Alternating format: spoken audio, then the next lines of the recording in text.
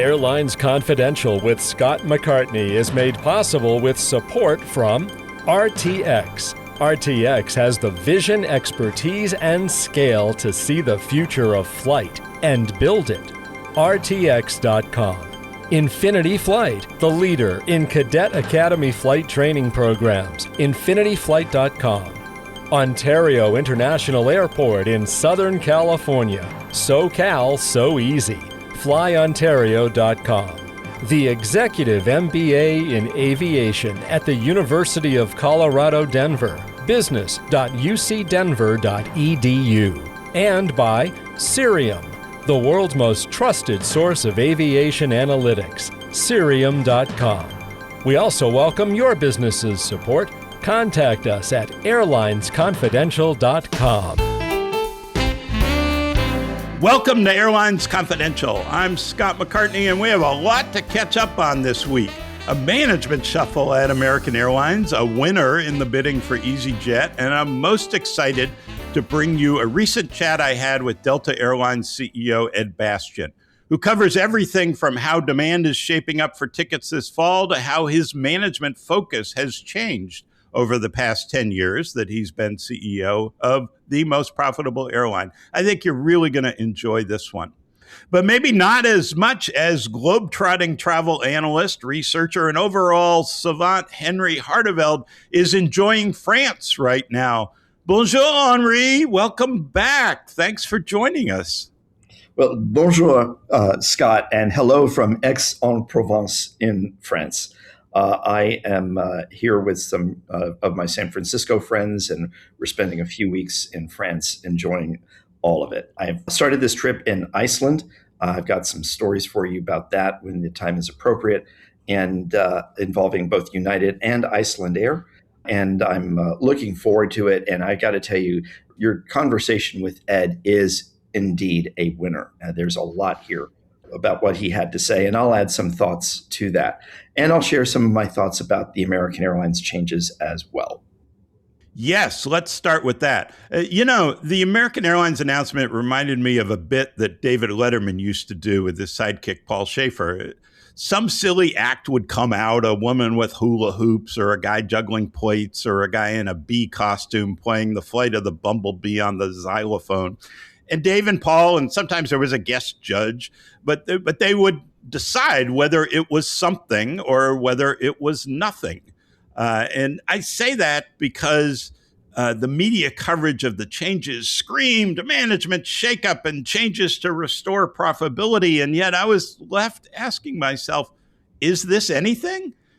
I think it's something, but there better be more to the act if real change is going to happen. That's my bottom line. But here are the changes. Chief Communications Officer Ron DeFeo is out. Kevin Brickner, the Senior Vice President of Technical Operations, Maintenance, is also out. In addition, Nate Gatton, the airline's Executive Vice President of American Eagle, Corporate Real Estate and Government Affairs, is leaving American to become Apple's Vice President of Government Affairs. Brickner is being replaced by John Benderadis, former Chief Operating Officer at Spirit Airlines. And before that, he was COO at Frontier Airlines. Before that, his experience was in operations at regional airlines. Other duties get spread around and reshuffled. For example, Caroline Clayton, American Senior Vice President of Communications and Chief Marketing Officer, will oversee communications following DeFeo's departure, but she loses marketing. CEO Robert Isom says American is looking for a new marketing leader. Chief Customer Officer Heather Garbodin's role is expanding to include reservations, contact centers, service recovery, and catering. Listeners will recall we had Garbodin on the podcast when she was new to her role. I think it's good news. She's a terrific young leader that's gaining additional responsibilities, and better news that her reporting path got a lot cleaner. Previously, she was reporting to both operations and the commercial side. Now she'll only report to Nat Pieper, the Chief Commercial Officer. And maybe the most consequential change here is that J.C. Gulbranson, a flight operations exec, will expand his role to oversee airports, planning, flight, in-flight, and the Integrated Operations Center. He's senior vice president of flight operations and the operations center. He's an experienced ops guy who was at Northwest previously, and then U.S. Airways, and then American with the merger. As listeners know, I think one of the biggest competitive issues American faces is becoming a more reliable airline. So changes in both operations management and in maintenance are significant. Those are problem areas right now. But are these the right changes? Should there be more new blood coming in? There's some. Is this a shakeup or a tweaking? In other words, is this anything? The big change I hope we will see this fall is a bold move to replace the retiring Steve Johnson with a strong number two, a president for American and likely a successor to Robert Isom. Will Isom do that? We don't know yet. Succession is a big issue at any airline. And actually, we're going to talk to Ed Bastian about succession at Delta. But I think it's an especially important issue at American because the current CEO hasn't delivered good results and doesn't seem to have a bold plan for the future. I don't think there's anyone on the property right now at American who could step in as CEO. Maybe in a few years. So these folks are getting promoted and more responsibility. As they gain more experience, more responsibilities, more seasoning, one of them or multiple will emerge as the future leader. Maybe it's Nat Pieper, maybe it's somebody else. We don't know. But I don't think there's anybody there right now who can step in. The best management teams I've seen in this industry over time always have a strong number two. Crandall and Carty, Bethune and Brenneman, Bethune and Kellner, Parker and Kirby, Herb Kelleher and Gary Kelly, Richard Anderson and Ed Bastian at Delta, Ed Bastian and Glenn Howenstein at Delta. I think you need that strong number two. It's a big, big job, and there can be benefits from bringing in different perspective, good cop, bad cop, more vocalization, more getting out there, more rallying the troops. America needs to bring in the best executive out there as president, if not CEO. It needs fresh energy. The big issues, I think, are not the little ones they've talked about. The big issues are rallying the workforce. The big issues are fixing the operation, clawing back market share in Los Angeles, Chicago, and New York. Revamping business class seats isn't going to do it. America needs to urgently reconfigure its fleet, for example. It's way behind in this. It needs more wide bodies for international service. It needs to rethink its product offering on every aircraft. That's what Delta and United and Southwest also have done. Just look at the 737-800. American has 24 extra legroom seats on its 737-800. United has twice as many, 48. Delta has 50% more, 36. Those are seats people are paying extra for. American has more cheap seats in the back, but even Southwest figured out that you need to have lots of extra legroom rows for sale. A Southwest 737-800, by the way, has 48 extra legroom seats, twice as many as American. And by the way, Southwest reconfigured its fleet in less than a year. There was obviously external pressure with Elliott Management to move quickly. That was a big benefit for Southwest in moving quickly. 800 plus airplanes got reconfigured in a year. And look at the difference it is making right now in Southwest earnings. Doing things the same way isn't going to do it. American needs fresh energy, and it has the opportunity for major change staring it in the face with the January retirement of its sort of de facto number two executive. Henry, what do you think? I've talked too much about this. What do you think of the management shakeup? Is this anything? Well, Scott, this is something, yes, but I don't think it's so much a shakeup as an evolution. I think there are some really smart changes that are happening. For example, I'm very happy to see Heather Garboden getting more responsibility. I think Heather has risen to the challenge as the chief customer officer. and is doing a terrific job with her team. And I'm glad to see that she is being handed more responsibility. She has earned that. I'm also happy for her that her reporting situation is streamlined. No one should have to have dual bosses. It's tough enough reporting to one person and trying to figure out what the mood of that one person is when you're walking in to meet with her or him. So I think it's good for Heather that she has just one boss right now. And I think it's great for Nat, by the way, because he really, as chief commercial officer, now has so much of what this airline is. And you want to talk about marketing, Nat really has that. If you think of marketing, the classic 4Ps: product, pricing, package, promotion. He's got pricing, he's got product, network, he's got product, the actual product on the plane, he's getting catering. He's got marketing, which includes, if you will, packaging, that's brand and what the airline's marketing position needs to be, and so on. And he's got promotion, the advertising and everything that goes along with it. So, I'm very happy to see this. The other changes all, again, make sense to me. But I'd like to talk about the letter itself that American sent to management, and I presume the rest of the airline as well. And that is what was outlined in the letter. It says that, from Robert, quote, "I recognize that there is a meaningful gap between where we are today and where we know American can and should be," unquote. And then he outlines what they're going to do. And there are 4 bullet points to improve the airline's performance: elevate the customer experience, grow American's global network, drive premium revenue, lead in loyalty. All of those make sense, but there's a conspicuous absence at the top of that list, which is improve on-time performance and overall reliability. Scott, we have talked about this. You've spoken about this with other guest hosts and with other guests on the program. We all know a fundamental truth in the airline business is this: if you're not on time, very little else matters. The champagne doesn't matter. The brand doesn't matter.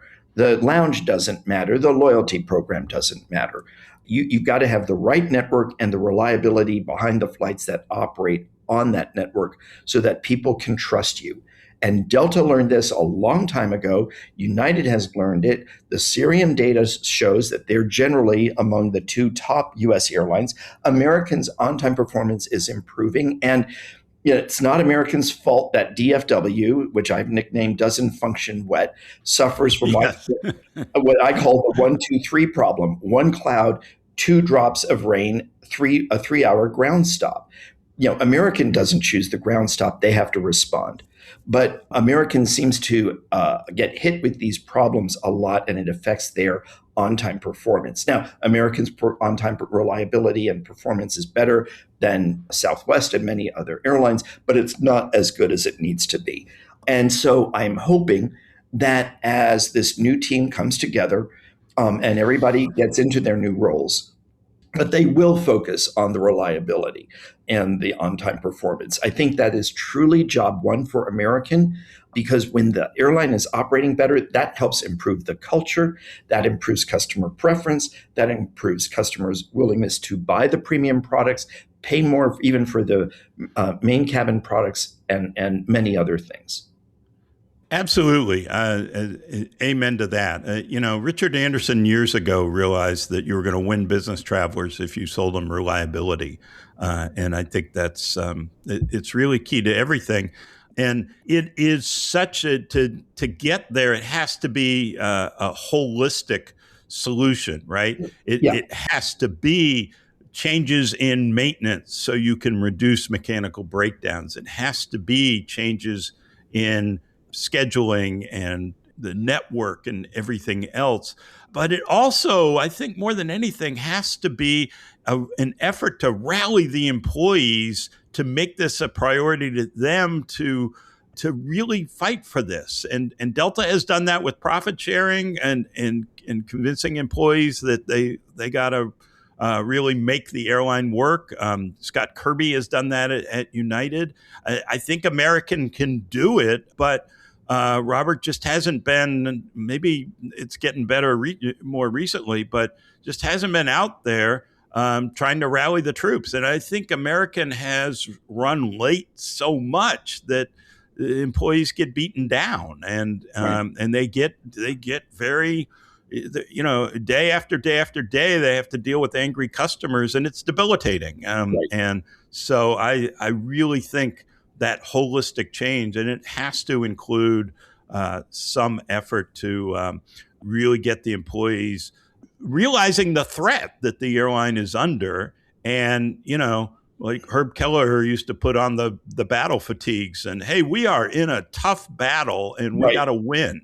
And I think they can do it. Yeah. Look, American is now an underdog brand, right? You've got Delta and United leading the U.S. industry.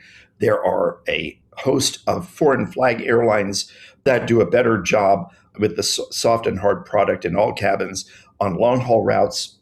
So American has to really think in a way that is very un-American Airlines. And that is stop looking at the cost on everything. Stop thinking about pennies and start focusing on dollars, ideally tens and hundreds and thousands of dollars, meaning the premium customers. And that means making some very bold decisions. One, they got to get rid of the Oasis configuration on the 737-800s. Never has a product been worse named than Oasis. That is one of the most miserable, uncomfortable aircraft configurations on any mainline aircraft in terms of a network airline or a non-ULCC. American has got to take a look at reliability. And if that means maybe flying the fleet less and padding scheduling time more, padding turn time more, then so be it. It has worked for Delta. It has worked for United. It could work for American. They have got to invest more in technology, not just the website, but the disruption management technology for the airline, for the ops center, for the crews, but also for the customer. And I know they've started down this, but they've got to do things to make it easier for customers to manage the disruption and for employees to help customers when these things happen. Disruptions are marketing opportunities. So can American do it? Of course they can. They are intellectually capable of it. They have a lot of smart people working there. And I think the employees very much do want to do a good, and I bet many want to do a great job for their customers. They need the tools and they need the overall product in the form of reliability to do that. I don't think there are any American Airlines, airport gate agents who are saying, I don't care that a plane is running late. I'm going to just let it sit out there another few minutes before I roll the jet bridge up or something like that. I think they're very committed to doing what they can, but they can't obviously control the schedule. So American needs to help those employees do that job better. And that means making some bold, brave, and potentially expensive in the near term, but highly profitable in the long term decisions. Yeah, absolutely. Absolutely. And look at the whole customer service thing. I was in O'Hare on a stormy day, and the long lines for rebooking were just, miserable for people to not only, have your flight canceled, but then be standing in line for a couple hours. And that's a technology issue. That's a staffing issue. There's a lot to that. But that just shouldn't be the case. It shouldn't. But look, I want to be fair. I have seen those long lines when there's been bad weather at various airports with other airlines. And even though those airlines invest in technology to help their customers, United has virtual agents, Delta has really good rebooking capabilities through the Fly Delta mobile app. Other airlines have invested as well, and foreign flag carriers included. Sometimes people have to or just want to talk to somebody, and that's a challenge. And airlines need to remember that as good as technology is and as pervasive as it may be in our lives, sometimes we feel better getting these problems resolved with a person. And that means they have to have the people there at the airport when these problems occur. Storms are forecast in Chicago. You can't have two people at the rebooking desk. It's going to take more than that. And I'd like to build on your comment about Chicago because Chicago and American were involved in a rather unsettling incident in the skies this week, northeast of Phoenix, early Friday morning. American Airlines Flight 2482 was flying right at American Airlines flight ...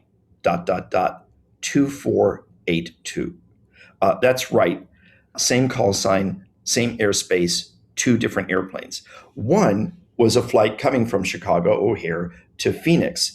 The other was the return flight from Phoenix to Chicago. Now, normally, airlines will take the same plane and fly it to a destination and turn it around and send it back to the origin hub.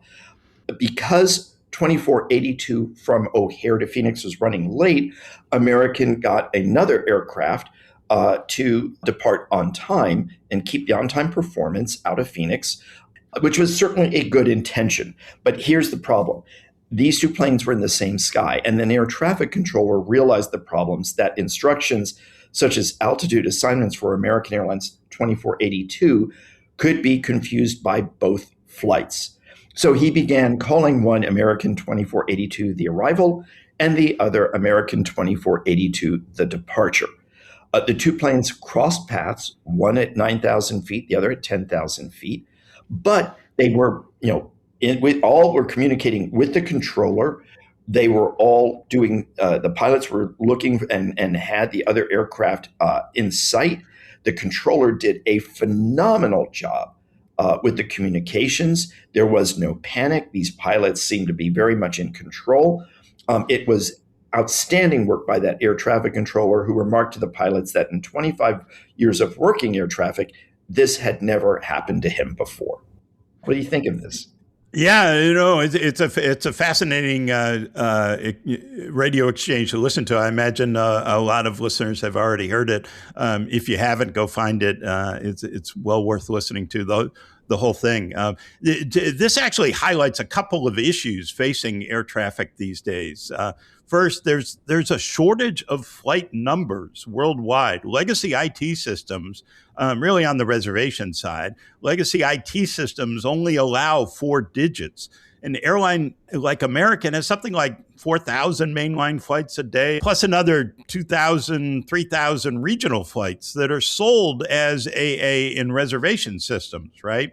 And then there's all the code sharing that gobbles up flight numbers, a British Airways flight or a Qantas flight, or you name the partner. They'll have a lot of flights that'll carry AA flight numbers as well as their own. So poof, the 9,999 flight numbers that are available for American Airlines flights with the 4-digit limitation, that gets gobbled up each day. So one thing American and other airlines have done is give a round trip itinerary the same flight number.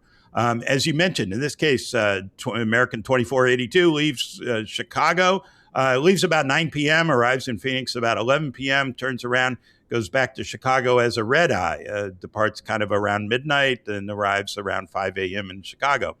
Not unusual, but usually there's only one plane that's 2482 at the same time, right? And in this case, because because they replaced the aircraft to avoid the delay, there were 2 flights, and they happened to be crossing each other in the same airspace, same time.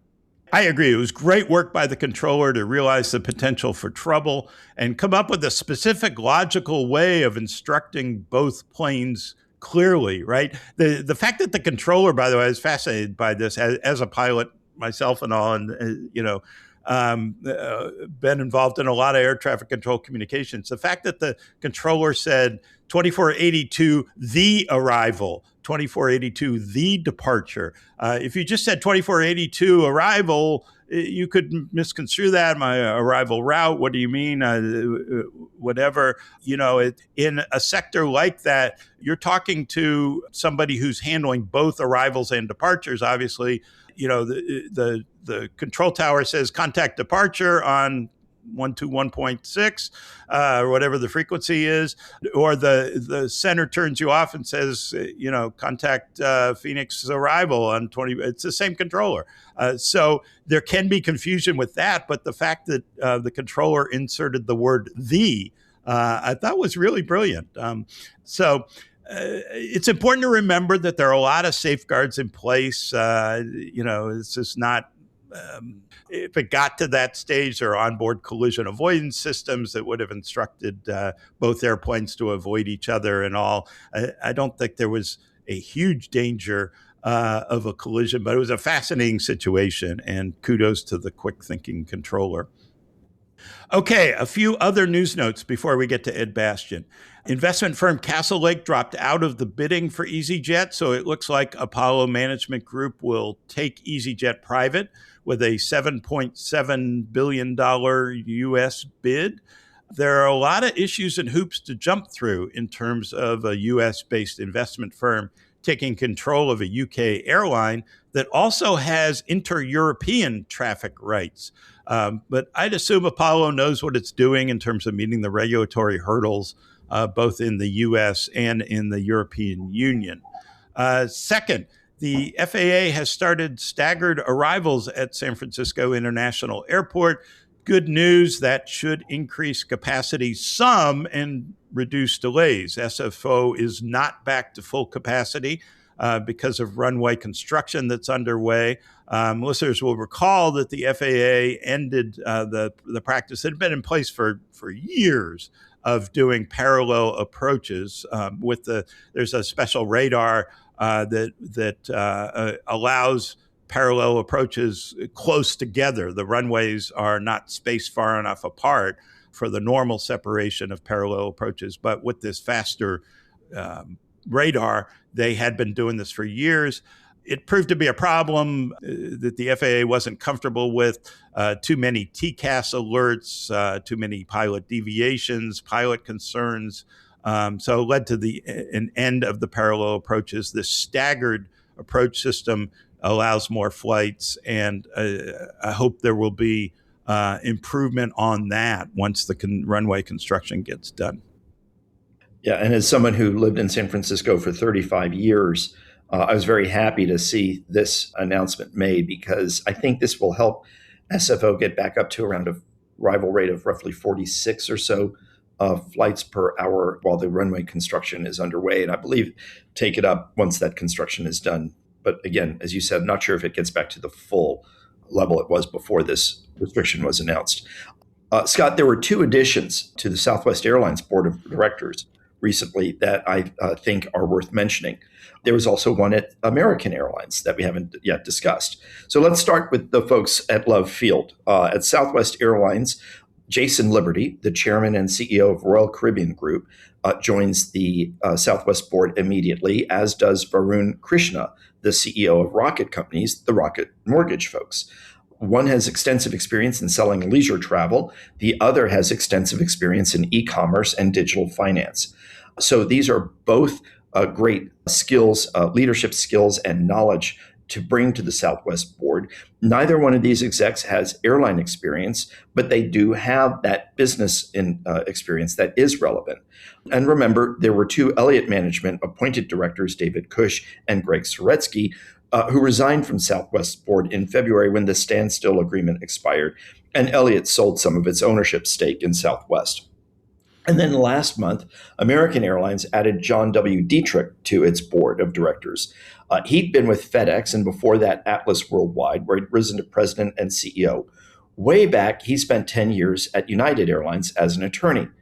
Now, he knows air transportation, admittedly, most recently on the cargo and logistics side, but he doesn't seem like someone who's going to rock the boat for change. One thing that does concern me about Mr. Dietrich's appointment is that the point American Airlines emphasized in its, or at least communicated in the press release about his joining the board, is that he cut $4 billion of spending from FedEx. Okay, that's fine, but the last thing American Airlines needs is another cost cutter. Americans already got way too many people, as we talked about earlier, who are focused far too much on cost, far too much on pennies, not enough on the dollars. We've seen American and United talk about how they're looking at the revenue picture, and that's what American has to focus on. So American needs, certainly, I think Mr. Dietrich will benefit the airline, but I'm just concerned that he's going to have to bring different skills to the board. It's kind of an interesting contrast, isn't it? I mean, these are, each a couple of appointees on a larger board, but it was interesting that the Southwest guys very customer focused, right? Right. And cargo and boxes, we're not in a box world anymore. It's about how to attract people to your airline, and so just an interesting contrast. Yeah. And then the Financial Times got some interesting data showing that the peak wait times at some major European airports has doubled since the EU began using a new border crossing system known as the Entry-Exit System, or EES for short.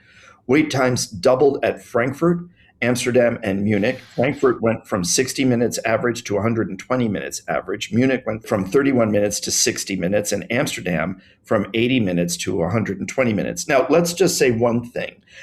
Even the pre-EES wait times are far too long, far too unacceptable for any airport, any government agency to say, you know what, we got this. We should be happy with this. If you are a non-EU citizen traveling to these major gateway airports, and whether you are going just to that city or making a connection to an intra-European flight within the EU, having to spend 31 minutes to 80 minutes in a queue to clear passport control is flat out unacceptable. We should never have allowed that. And the longer waits are, of course, even worse, much, much worse. So what has been done is this biometric EES system, which requires the non-EU travelers to register their fingerprints and facial scans, have basically been turned off. The kiosks were malfunctioning. Travelers needed far too much assistance. The system had glitches. So for now, a lot of these airports have turned it off. And I can just share my firsthand experience flying into Keflavik a week and a half ago. Arrived on the morning of August 5th on United from Newark, which was delayed, by the way. The flight was miscatered. It was not one of United's better flights. The Polaris experience was not good. But we land, and there's a long queue in the passport hall. All the kiosks have been turned off. There were only 2 passport control agents working the non-EU line. There were 2 working EU arrivals and 2 working connecting flights.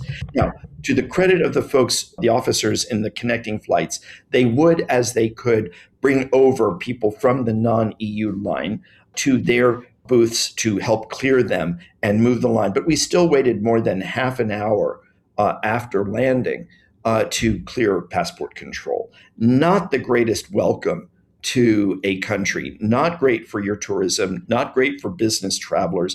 And especially with business travelers are looking at all the hassles and saying, I don't need this. I can stay home. I can do my work remotely. We can have our meetings remotely. We can share the documents remotely.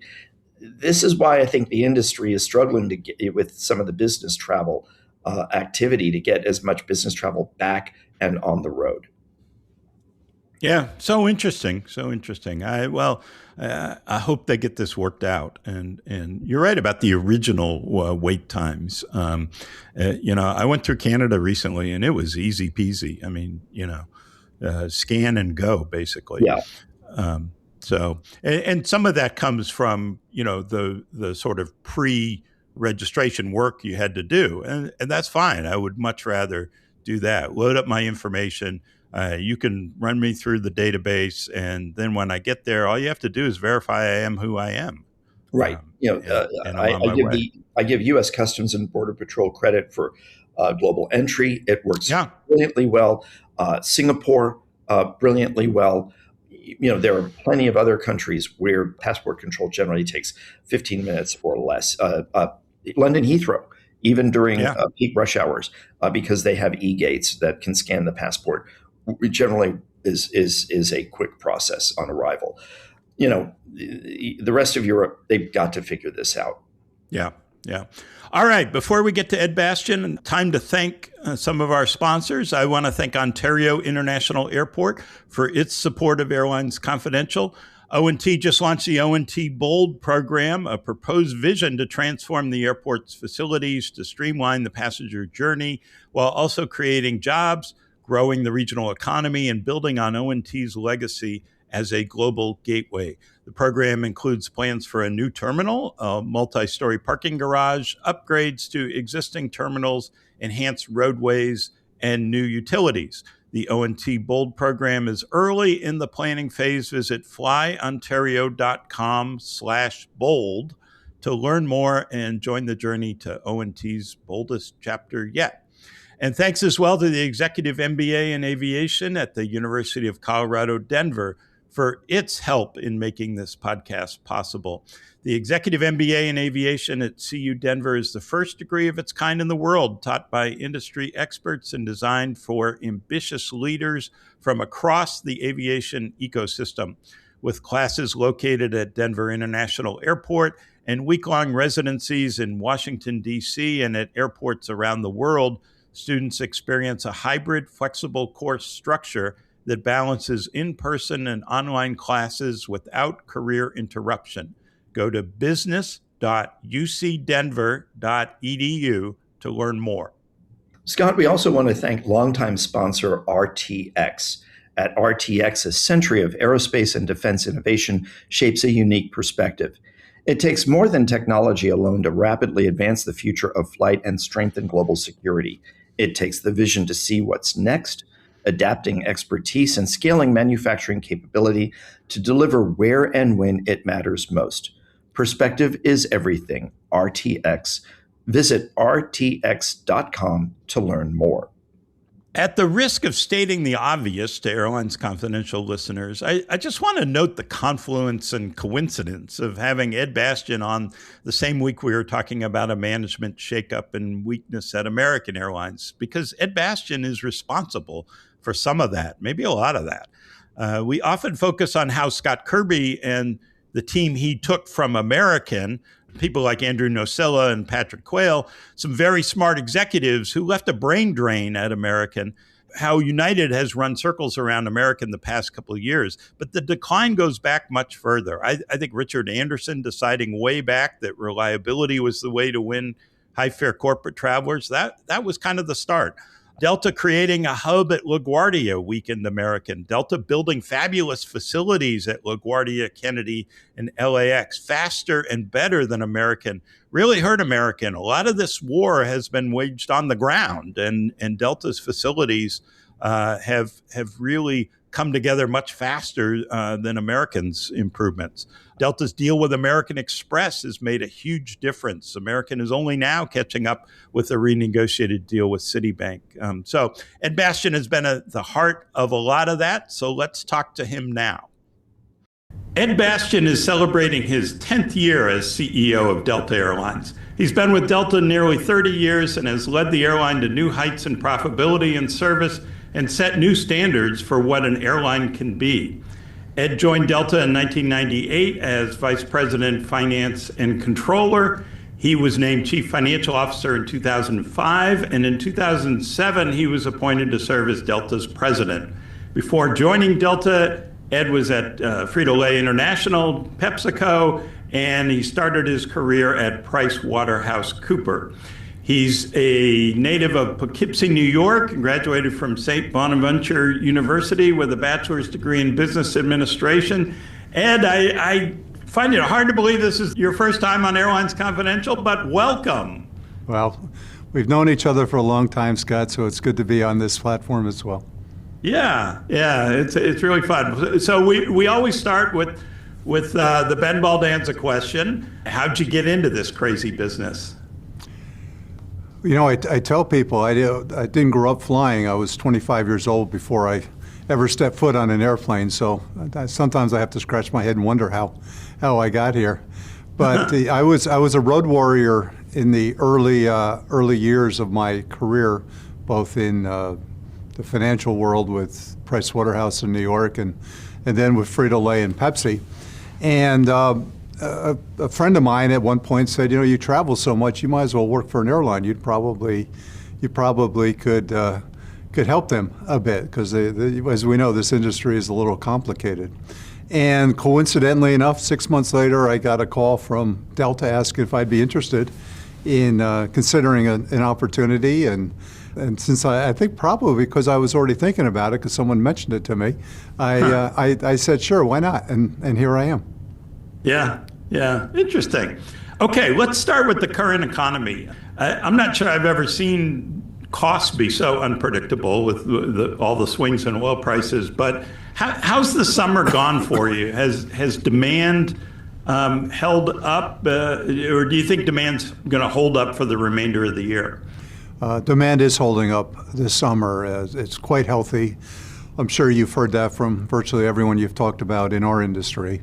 And the more premium the product you're offering, the higher the demand is for that offering. We have an outlook, obviously, out into the fall.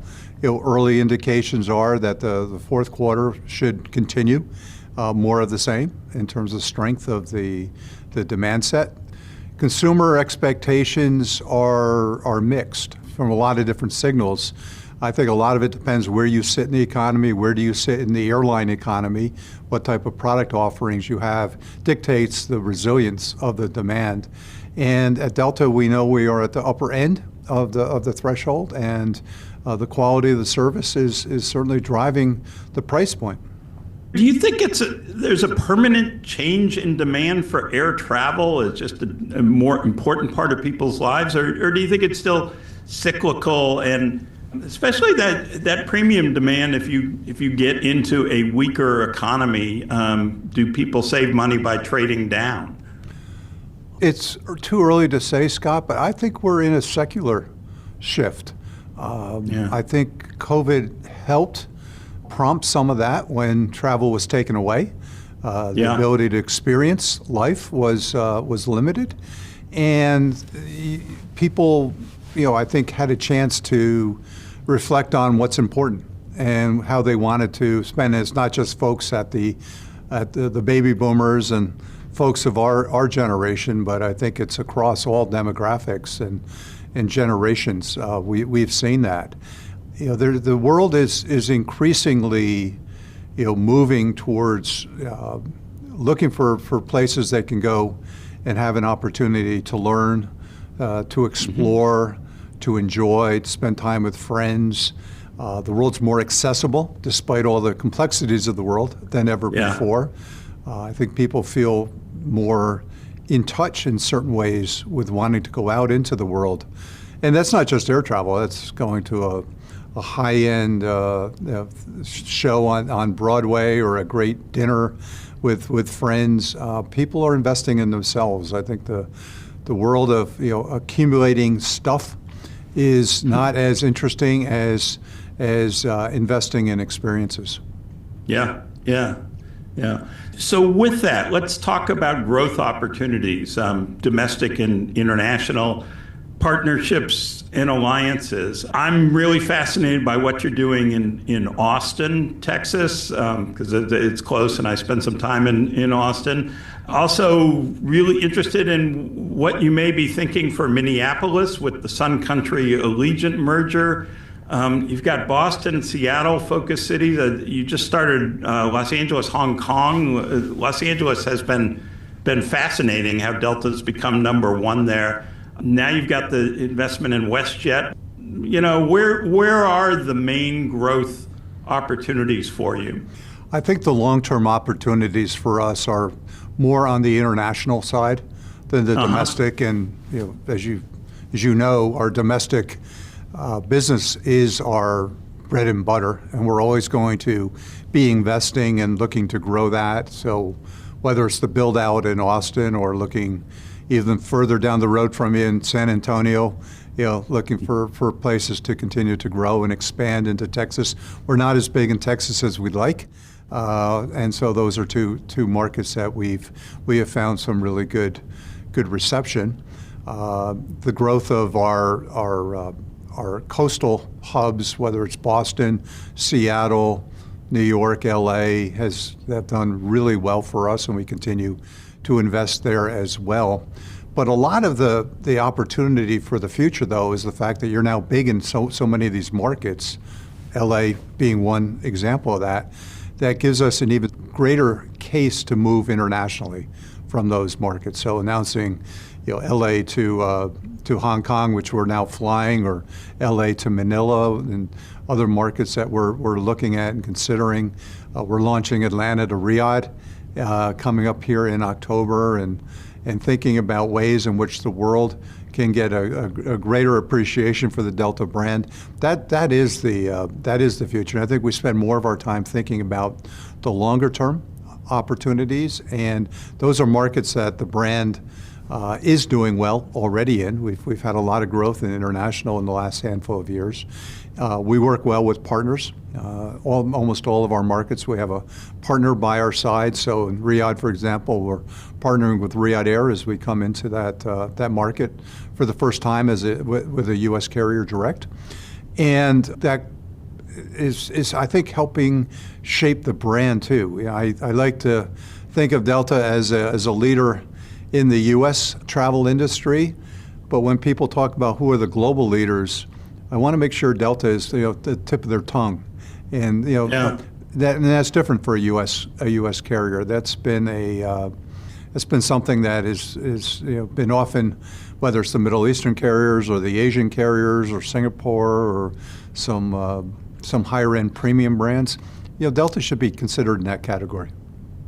Asia's fascinating. You mentioned partnerships. I was reminded that you were really the point guy on trying to lure Japan Airlines away years ago, right? Some of them I couldn't do. Yeah, that's one I couldn't get done. But you did lure LATAM away from American, and I'm curious if there's more. If the partnerships, the alliances, is that all kind of set, or do you think there's more room for change? LA is a great example where you're now the number one feed carrier there, so that may make the world look differently to trans-Pacific carriers. Yeah, I don't know that there's any big shifts coming. We're pretty well set. We've got a great group of partners around the world that we work very closely with. As you know, we're also investors in most of our partners as well. Yeah. Because we like to influence their investment decisions for their own brands to become closer to Delta.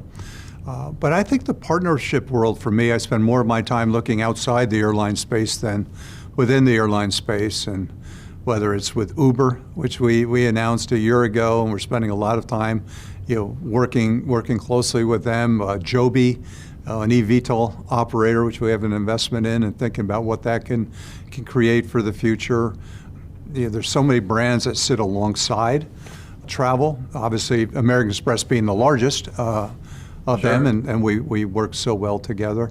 I think that ecosphere, you'll see more and more of our partners coming in there, and so expanding the reach of the brand, not just the scale of the brand.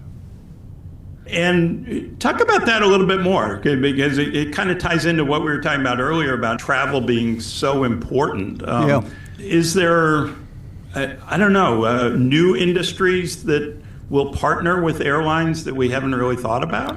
I think you're seeing it, and our platform on board our planes, Delta Sync, and the Wi-Fi platform that we launched 5 years ago is represent that. We have a very close relationship with T-Mobile, for example, which is a major sponsor of what we do on board our planes, and we work closely with them as a brand.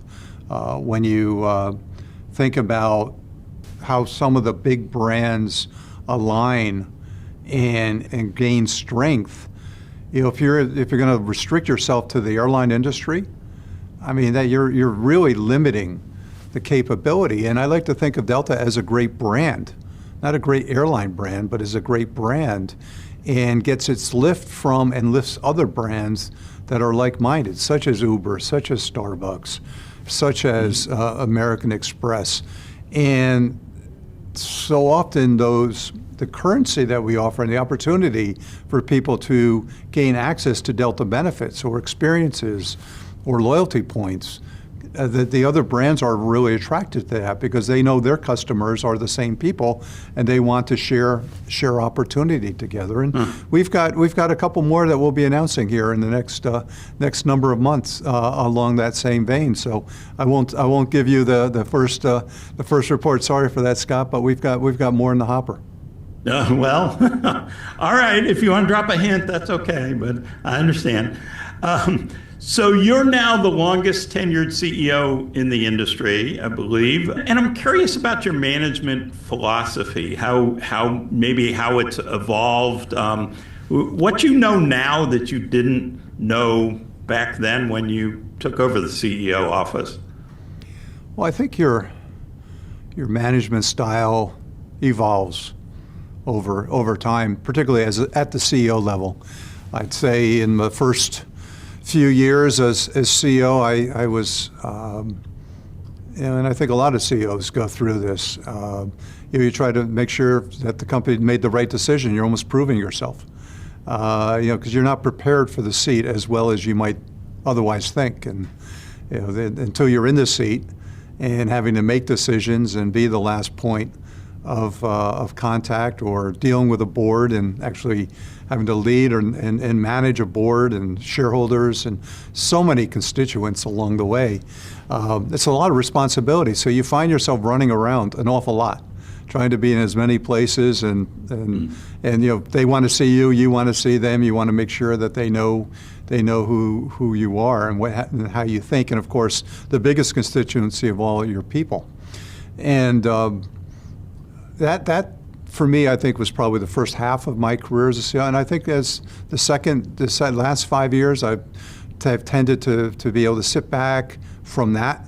I still do all that, but I add a more strategic lens to it. So building the relationships for the future that are going to be important for Delta, and whether it's in technology, whether it's in these international partnerships, the brands that we affiliate with, and how the company will be seen further out. One of the things that I've learned as a CEO is that we all talk about strategy, but strategy is something, and all companies have strategy departments and receive consultancies come in and tell us what we should do and how we should think. But there's only a few people in a company that can really set the strategy, and that really starts at the top. And that's because you're thinking 5, 10, 15 years from now. There's not a lot of people in the company that really can think like that. And our industry is a long cycle industry, whether it's the aircraft we deploy or how we think about where we're going to be investing for the future. So I really spend more of my time these days thinking about that long 5, 10, 15-year roadmap rather than how the operation of the day is doing. Yeah, interesting. But even with the operation, one of the things that's always impressed me about Delta's operation is, going back to Richard Anderson, you were thinking long term. It wasn't about the immediate issues. It was about, how do we take care of the 767 fleet for the next 20 years or whatever. No question about it. And we run a great operation, and we've been tested over the past year. We've had some issues in the operations with respect to the overall performance of our completion rates and resilience in weather conditions, which we're working through. But fundamentally, the operations it's a strong operating culture here. And so you have to make sure you're continuing to pay attention to that, but there's more that has to be done beyond that. And with that, big challenges. What do you see as the biggest challenges ahead? I know you've got pilot negotiations coming up, and there've been some issues, leading up into that. The completion factor you talked about. What are the big issues? I think we understand our issues, the opportunities as well as the challenges with our pilots on the upcoming negotiations pretty well, and they'll take their own path, and I'm not going to again give you any insight as to what the answers are in that, but we always find a way, and I've done many of them over my 30 years, so it's not something you always look forward to, but it's something you have to do.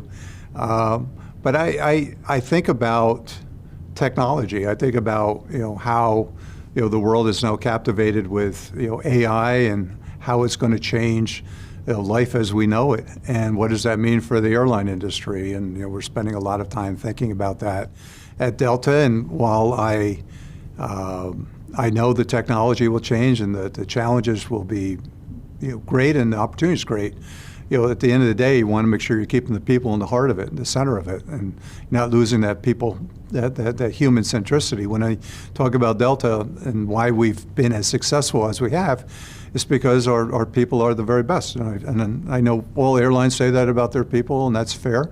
But I truly know it's true at Delta, and it's the only thing that can't be replicated is the culture and the people. When you look across the lot, and our people do perform, and so making certain that those people have the future tools to continue to succeed is going to be really important here. So you mentioned AI, and I wanted to ask about that. It came out that you were using AI in dynamic pricing. There was concern about that, and I know Congress started asking questions and all. But you're using AI in reservations and tech ops and crew scheduling. And how is AI changing the airline? Well, when you think about what AI does, it allows you to hopefully make better decisions. And because you have more access to data, more timely, it gives you a clear maybe perspective of what the opportunities are. And our industry, our company, we have lots of decisions we have to make every day, and whether it's how we're managing the daily operations or what's happening in the maintenance realm and with our engines and the history of the engines. And there's so much data around our business, revenue management you talk about, and pricing, so much data. We don't use but a small fraction of the data because we don't have the capability and we don't have the programming, and so much of our technology is backward looking in terms of historically what happened. We need forward looking data, predictive data that has the intelligence to kind of anticipate before issues become issues and try to make decisions better. And AI is going to provide that. Now, it's not going to be easy, and there's no off-the-shelf solution to how you better manage crews and weather and fuel burn and engine performance. But all those things go into play in terms of running a great operation, both financially as well as from a customer standpoint. So I think that realm, it's going to take us some time, and we're doing a lot of work in that space. We're working with kind of pilots. We're not pilots, flying pilots, but kind of small projects in a number of different arenas, and we're getting really interesting observations. I think that's going to change our paradigm. If I look at cost, you mentioned cost being a big challenge in our industry, and fuel alone. If we could take 2, 3, 4 points of our costs down from making smarter, better decisions over a series of several years, my gosh, you look at a margin of Delta, you go from a 10% margin to a 15% margin. It's a 50% improvement in your profitability, right? I mean, these things are billions of dollars, substantial. Or on the revenue side, because you can make better revenue decisions on how you manage different buckets. So, I think the opportunity is there. I think the issues of trust and governance are also really important. And that's why I never refer to AI as artificial. I always call it augmented intelligence. It's going to make our people smarter and better. Interesting. Okay, speaking of the future, I have to ask about succession planning. It's a thing that over time, it's the thing that I think often trips up companies and airlines in particular. You're 69, you did some management reshuffling earlier this year, most notably naming a president, Peter Carter, and moving CFO Dan Janke to COO, give him operational experience. Is that all part of succession planning? Is that happening or down the road, or what's your view of it? Well, I think all organizations have to continue to build for the future, and we have a great team at your Delta.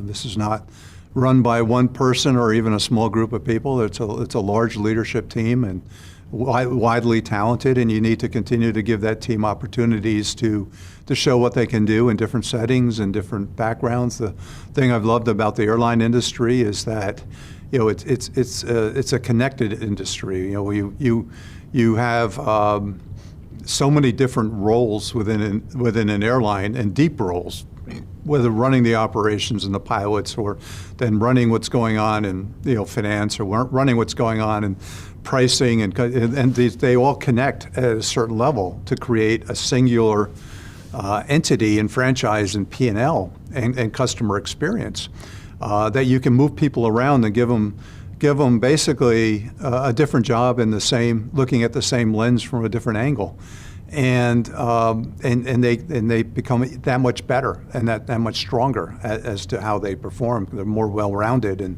take different different perspectives. And I'm enjoying watching it this year because I made quite a few. We have a new CIO. We have Eric Snell as our new CFO, and I have a handful of new leaders from around the table, and it's given me a chance to sit back and watch them, because you got to let them perform, and you don't want to micromanage it. You got to let them see how they do, and I think they're all doing really well. So, am I doing that for succession? No, I'm doing that to make sure we have a healthy leadership team for the future. But ultimately, I'd be disappointed if one of those people don't become the successor for me at some point down the road. And I imagine that's not anytime soon. You're enjoying this? Well, I am. You can probably tell, as you know me a long time. Yeah, I think the thing about me, Scott, is I'm a pretty competitive person, and I'd like to win. And there's more to do here, and I like to continue to win. I like to continue to learn. I like to continue to lead, and I'll keep doing that as long as my board will have me. Well, you've been winning, and congratulations on that. It really has been amazing what Delta's done. I know this is such a hyper-competitive industry. It's got to feel good to win. So, it does. Yeah. And I appreciate the people, because it's a great reward for the people. All right. Well, thank you, Ed, so much. This has been wonderful, and look forward to doing it again someday. Absolutely. Someday soon. Yeah. Yeah. I enjoyed. I've always enjoyed our talks, and this is an industry that always has a lot going on, as you know. So we'll always have something to talk about. It does. All right. Thank you so much. We will be right back with more on Airlines Confidential. Promotional support provided by the ultimate AvGeek website, thearchive.net. A vast collection of airline memorabilia, timetables, route maps, rare cabin and airport photos, special flights, and more. All at thearchive.net, the hub of air transport history. Thanks again to Ed. So, Henry, what did you think? Well, Scott, that was a terrific conversation with you and Ed. There were a couple of things in there that stuck with me. First, Ed's comment about Texas. Glad to hear it as a newly native Texan.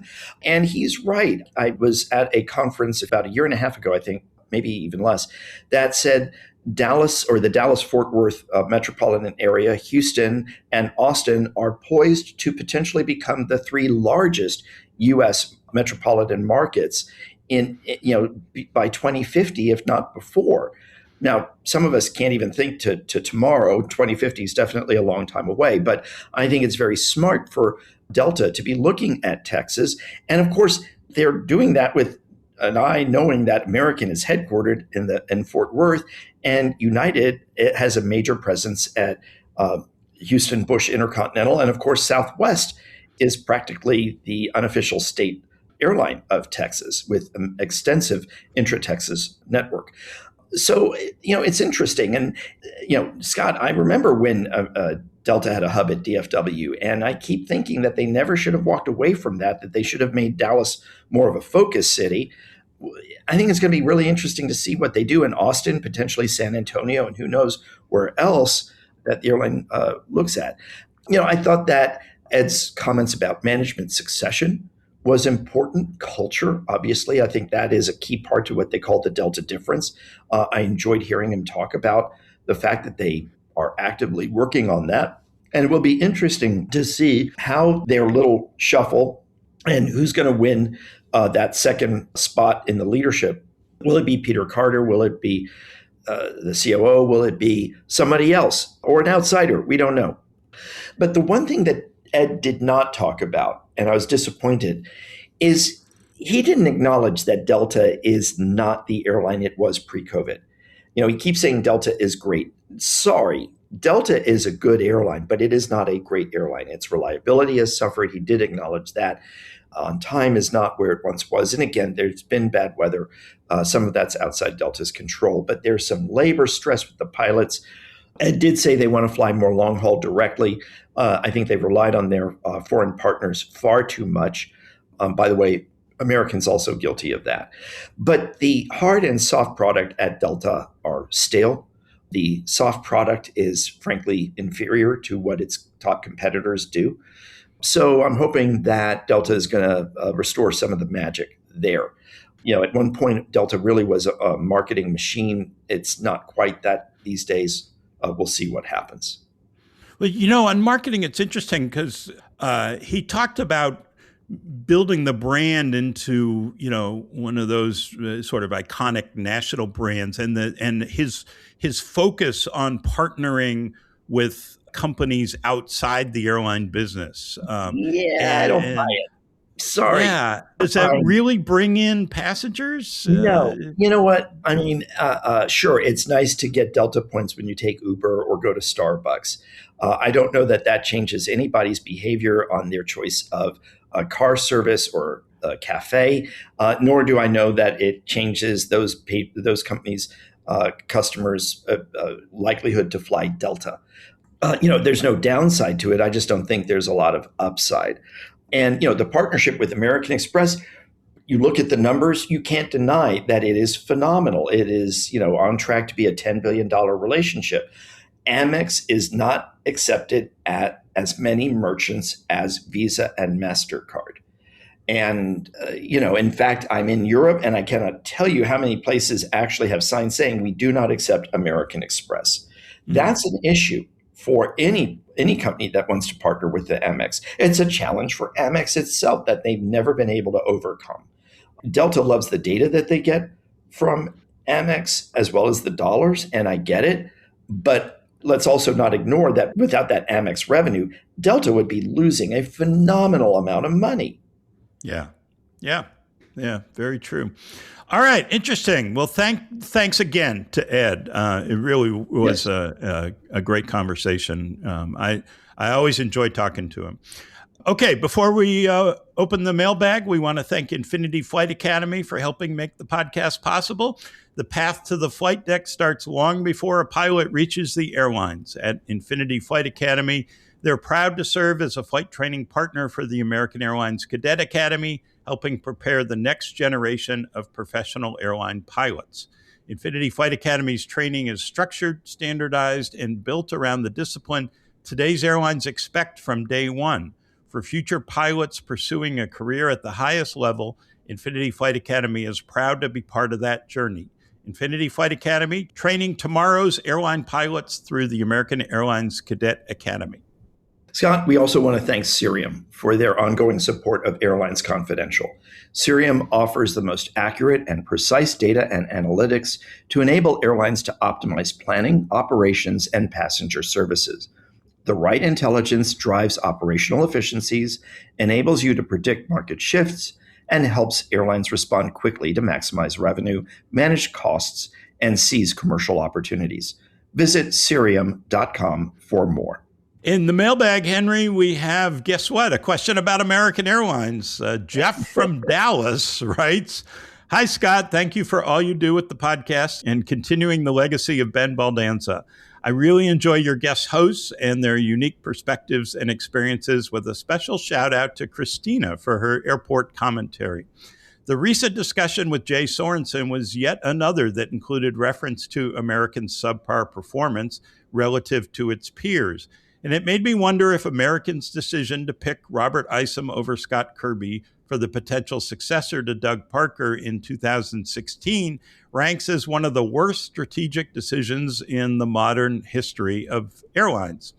If we compare AA and UA's operational revenue and stock performance since 2020, when Kirby took over as CEO at United, it has been no contest. Americans' flawed strategies are to blame, with the most blatant being their decision to scrap corporate sales combined with laughable network planning strategies. Recall a former executive calling El Paso a strategic imperative, exclamation point. AA's recent reorganization seems uninspired and doesn't address the failings at the top of the organization. It is fun to imagine what AA would look like today if Scott Kirby had been chosen as their future CEO. I suspect his leadership and innovation would have been a windfall for AA shareholders, employees, and customers. So my question is, AA's board doubling down with ISM and is simply unwilling to admit its mistake in picking the wrong person for the CEO in waiting in 2016. Keep up the great work, Jeff. So, thoughts, Henry? Well, look, I mean, first, hello, El Paso. We like you. This isn't about, we think you're important. I think that there's no question. In fact, this is one of the questions I get a lot as an analyst. Did American make a mistake? Robert Isom is smart. He's dedicated to American. He's capable. I'm not sure why he has not been bolder in his thinking. I'm not sure why the board hasn't pushed Robert more or pushed back on not just Robert, by the way, the entire American leadership team to be more innovative, to be more creative, to stop accepting the status quo. The success that Delta and United are enjoying is not new. This has been happening for several years. So, granted, there was a lot of uncertainty around the period of COVID when Scott took the helm of United, but we're now 5 or more years away from that. And at this point, you would think that the board would have pushed and should have pushed the leadership at American to be more creative, to be more customer focused, to not accept this poor financial and operational and stock performance. My view is there is shared responsibility here between the board, which has been, frankly, appears to have been complacent, and the leadership at American. And, I hope that the board will be willing to listen to the creative ideas that I hope will be coming from people like Heather and Nat, that the ops team is going to get more permission to do things to actually improve the operation. There are some who question whether American needs a new COO. That's a fair question to ask. I hate to make this all about individuals, but it is about individuals.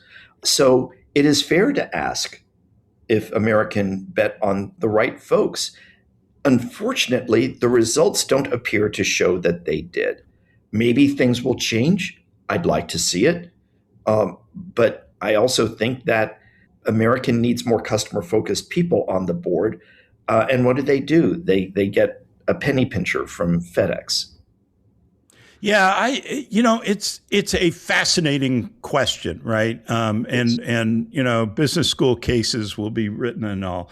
A couple things. First, the Scott Kirby at United of today is not the same Scott Kirby at American. Scott has really, I think, worked hard at becoming a better leader of people, worked hard at presenting the right kind of swagger and confidence and innovation publicly.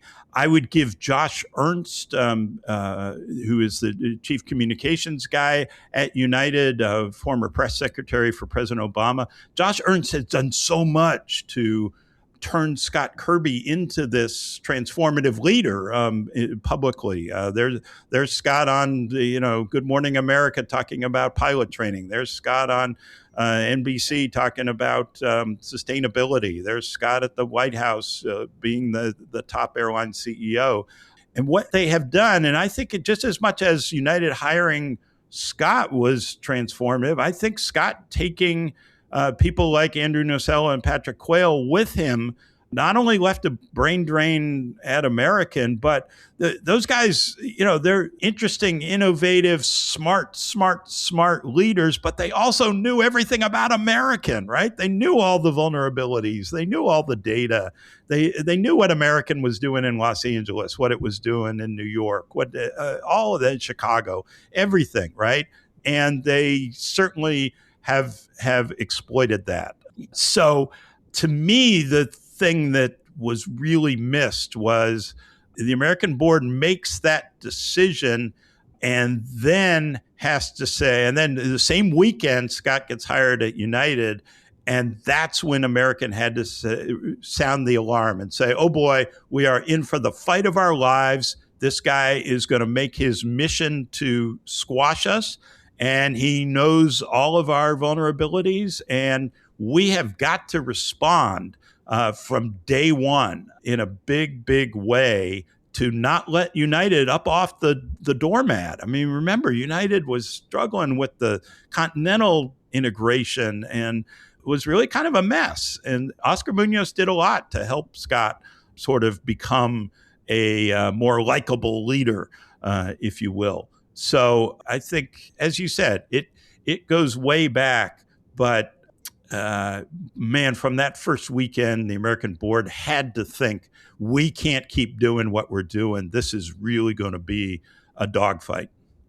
Right. And, look, I remember having some rather heated at times conversations with Scott about marketing, brand, product back in the days of America West at U.S. Airways and shortly after the merger with American. And Scott kept saying that's not what people buy. They buy the route network, they buy the schedule, they buy on time and frequent flyer, and that's all that matters.